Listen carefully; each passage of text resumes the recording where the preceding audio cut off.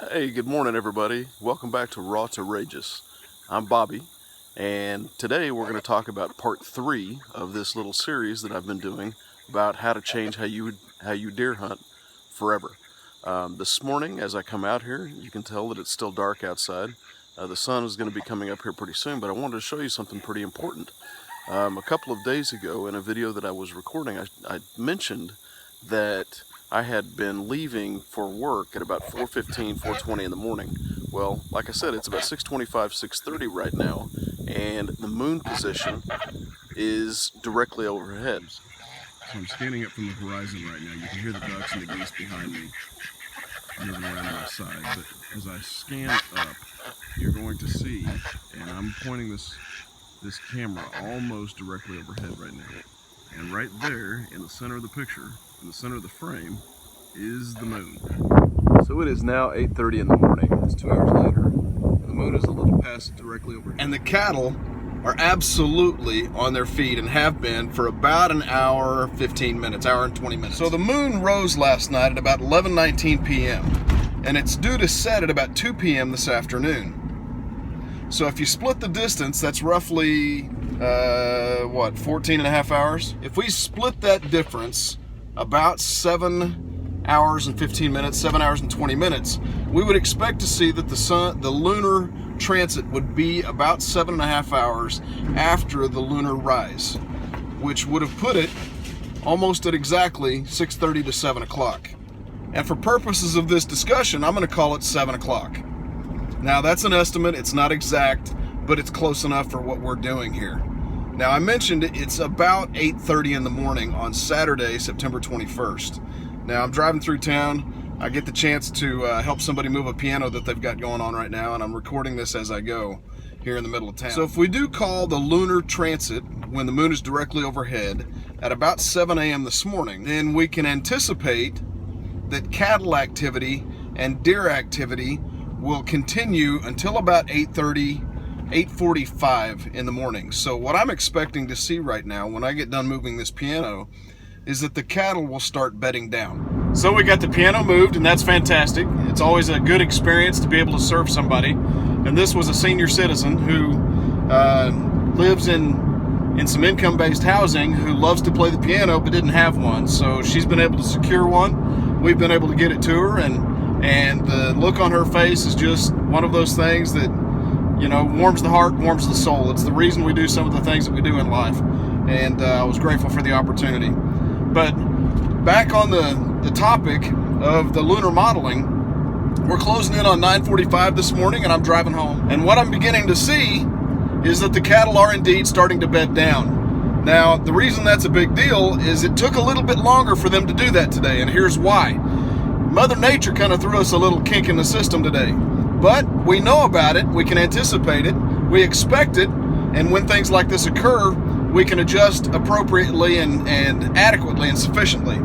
The wrinkle is that we've got a low frontal boundary moving in, and what that causes the cattle to do is to feed and gorge a little bit longer than they ordinarily would.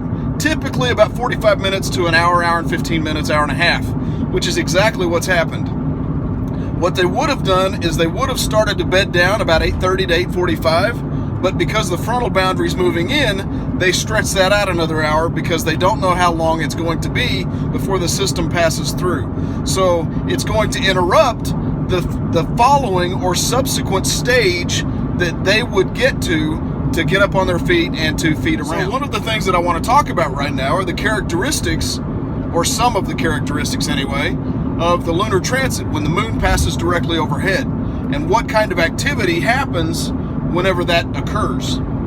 You see, typically deer and cattle, which is why I'm using cattle as my example and my modeling base, and really the starting point for this whole idea. You see, what happens is the cattle and the deer typically get up about 30 to 45 minutes, sometimes even an hour before the transit time actually occurs, and they start feeding. Now, deer are a little bit different, and we'll talk about that a little bit later, but I want to focus in on this transit cycle itself. But the cattle and the deer will get up about 30 minutes to an hour before the transit time actually occurs, and they will feed through that transit cycle time. They will also feed for a little while after that. Now, when I say a little while, it may be an hour, it may be 2 hours, as what we've seen this morning because of the low frontal boundary moving in. But it is very, very consistent. They'll adjust a little bit depending on the weather. They'll adjust a little bit depending on the wind and how that's rising real fast or slowing down and getting calm. But by and large, for the most part, day in, day out, every day, every week, every month, the deer and the cattle will be up on their feet when the lunar transit occurs, unless there is just absolutely some crazy reason for them not to do that, and they will prepare for it if it's going to come, because they feel the changes and the differences in the pressure, the air pressure, whether it's rising or falling, and they account for that. So here is a monumental takeaway. When the moon is in the center of the sky at its highest point, you need to be out in your tree stand or out in your blind. Now, there is one exception to that. The sun must be up. You can't do this at night. Sometimes the moon is directly overhead and it's dark outside, and you lose that quarter of all of these opportunities during the daytime. Now, as I've pointed out earlier in this video, it was about 6:30 to 7 o'clock, we called it 7 o'clock, when the moon was at its absolute highest in the sky in the last 24 hours. Now, 2 or 3 days ago, when I was getting ready for work and left my house, it was 4:15 to 4:20. That time changes. So here is another very key takeaway. If you're going to be in the woods or in the timber or in your blind or in your tree stand or out sitting in your box blind, when the moon is up at its highest point, you're going to have to adjust what time of the daytime you actually go do it. On one day, it may be 6 o'clock in the morning. On the next day, it may be 7 o'clock in the morning. On the day after that, it may be 8 o'clock in the morning. And it will continue to rotate and cycle like that because the moon takes 24.5 hours to 25 hours to arrive at the exact same position the next day. Very, very, very key. So here's what usually happens. Deer hunter gets up 4:30, 5 o'clock in the morning, still dark outside, gets dressed, gets ready, finally gets his gear together or her gear together and decides to go out into the woods. They get out there, they sit in their stand or they sit in their blind for a while, and it so happens to be that, you know, they see a deer or two at some point in the morning. Well, they think, oh my gosh, I had a sighting. It was a great morning. I'm going to go out tomorrow morning as well at the exact same time, and I'm going to see deer again. What they find is that over the course of the next 3 or 4 days, they might have sightings, but the core of the movement is going to be shifting. And then it may shift from 6 o'clock in the morning to 6:30, 6:45, 7 o'clock the next day, 7:15 the day after that, 7:30, 8 o'clock, 8:20, 9:15.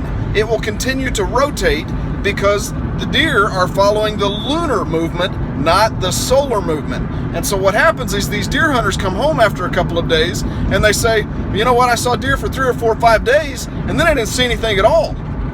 And it's another week and a half before they start to see anything anymore. Well, by the time that week and a half passes through, there's another portion of this lunar modeling that is moving into play. And so we're going to talk about that. But today, for part 3, we're talking about the lunar transit and what happens then. Here's a little key too. We have to understand the pattern of a deer herd. I'll call it a family just for no other reason right now, but for discussion. What typically happens is the younger animals will move in first. They will come out first. Now, we've all seen the movie Bambi by Disney, and what happens is mom stands out on the edge of the field or the meadow and waits and checks the meadow to make sure that it's clear, and then the fawn comes running through and bounds off into the field, into the meadow. That is not exactly what happens all the time.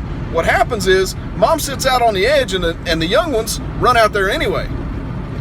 And they will stay close to her. She will not come out until she's ready.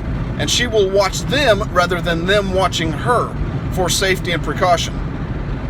So the does will feed for a little while, and then the younger bucks will start to move in. The spikes and the forkhorns and the 6 points. And after 30 or 45 minutes, you'll start seeing some of the big boys come in, the 2.5-year-olds and 3.5-year-olds. And then eventually the big boys, the really big boys, start coming in, the dominant bucks in the area. Those are the ones that you want to sit and wait for. But what happens is most deer hunters are just excited to see deer because they've seen it intermittently and seen them off and on, that they take the first shot that they get, and so they never get a crack at the bigger guys, at the big mature does or at the big mature bucks, because they've already taken their animal, and by the time they get down to recover their deer, they've already passed up the opportunity to see these other ones. So another key takeaway is you have to exercise discipline. Now, the really cool thing about being able to see deer and being able to, quite frankly, schedule when you're going to see them is that you get to see and realize just what is in the area, just what animals are there, so that you can be a little more selective. When you're a little more selective, or when you have the ability to be a little more selective, you're going to be more patient. Your discipline is going to be a little stronger, and you're going to be able to sit out and wait for that right shot, that right time, that right moment to get something on the ground. And what you're going to find is that the animals that you will begin to take over time will get larger and larger. And I'm not talking about bone mass on their head, though that will happen. I'm talking about body size. There is a monumental difference between a deer that field dresses 45 pounds and a deer that field dresses 170. There's a huge, massive difference in that. And what it requires is discipline and adjustment. And that's what part 3 is all about, is learning how to do that. So let me put this into a little deeper perspective for us. Most states of the Union do not authorize hunters to take so many pounds of field-dressed meat out of the field. What they do is they allow a certain number of animals to be legally taken. So if you take an animal that field dresses 45 pounds versus somebody who takes an animal that field dresses close to 175 pounds, there is a huge difference between what they're able to get back to the table. Most of that field dressed weight is going to be meat. A very large portion of it, however, is going to be bone, about 40%. So let's say that you field dress 45 pounds. You're going to see about 20 pounds of deboned meat versus someone who field dresses 175 pounds who's going to see somewhere in the neighborhood of about 80 to 90, maybe even close to 100 pounds of meat. And you multiply that by the number of deer taken, it is a huge difference. And it's one of those things that we really need to be mindful of. So the last thing that I want to share right now for part 3 is this. I promise you, if you will follow this, you will see more deer. And it's not because there are suddenly more deer in the area, it is because you are there when they are there. And with that, I'm going to call this one a wrap. And we'll see you for part 4 coming up soon. Thank you for watching. This is Raw to Rageous. I'm Bobby Wood, and we'll see you next time.